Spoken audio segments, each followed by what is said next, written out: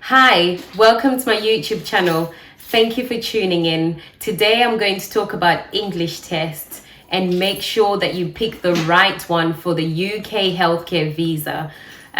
Please stay tuned so you can find out which one's the right one. I've spoken to a few friends and family and they've told me that they've chosen the wrong course and things didn't work out. So I'm here to clear the confusion. I know there's a lot of confusion and I'm here to clear it, right? So who's required to do this test? You're required to do this test if you haven't got any degree. If you have a degree and your degree was done in English, it's worth you going to ECTIS, who are a provider who are going to check your degree and provide a certificate for you. This will exempt you from doing this exam if you want to come to the UK as a healthcare assistant.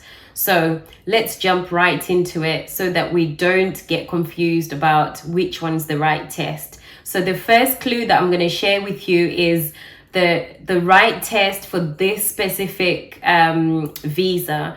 It has to have 4 components to it. It has to have writing, it has to have speaking, it has to have listening, and you've got to have reading on it. This is one way that you can tell that I'm doing or I've booked the right test. They all have to be done on the same day. You book them together. Another clue is make sure that that test says UKVI.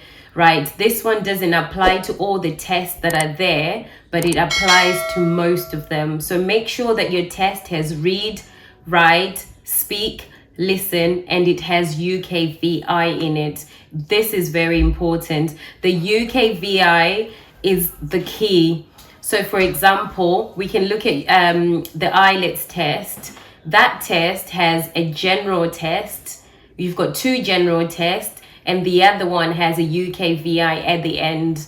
So what's the difference? What's the message around UKVI? UKVI just means it's recorded specifically for UK. This is a security thing. This is a trust thing to make sure that the person who's done the test is the right person who's applying for the visa. So it's basically a video recording that's being done whilst you're doing your test. It's just for verification purposes. So you'll find that there's no difference between the 2 general tests and the one that ends with UKVI. So those are the 2 clues that will help you choose the right test. There are 4 different courses. There are 4 different tests that you can do with 4 different bodies. So the first one is the one that we know, it's IELTS. So with IELTS, there's a confusion on the website where it talks about doing the UKVI one, and it also mentions about life skill. So the life skill is not specifically for the workers that are coming, the skilled workers that are coming to the UK, but this applies to religious ministers, to partners. It's not specifically for people who are coming to work. So another one that does these tests that you can do, another body that does these tests that are accepted by the government, the UK government, is Pearson. So with Pearson, they've got a PTE Academy and it ends with UKVI. That's another clue. And you find that there are 4 components to it. That's how you know that you've picked the right test. The third one that I'm going to share with you is called Trinity College London. It's called Secure English Language Test. So this one is approved by the UK government. You can take this test with confidence because it will be accepted by the government.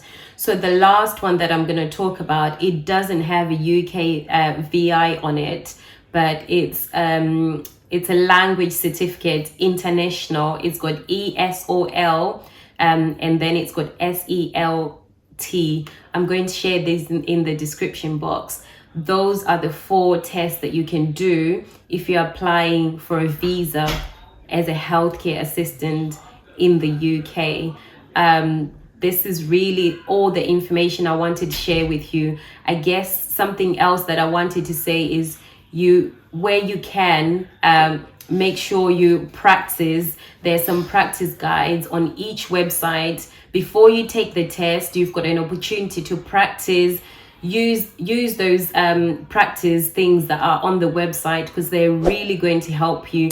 What you find is some of the tests, mock tests that are on their website, they have answers on them that are going to give you ideas of how you should be answering it. They have answers that you can actually use yourself if the same question comes up in the exam and this has happened. So make sure you go on their website. That's the best place for you to go when you're practicing, when you're preparing. My advice to you is prepare.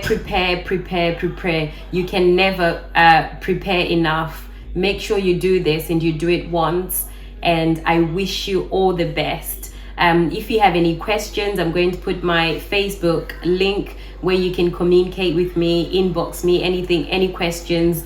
I would encourage you to put any comments, questions in the comment section, and I will respond to them. This will really help everybody else, and then we can provide answers on a platform that will be helpful for everybody.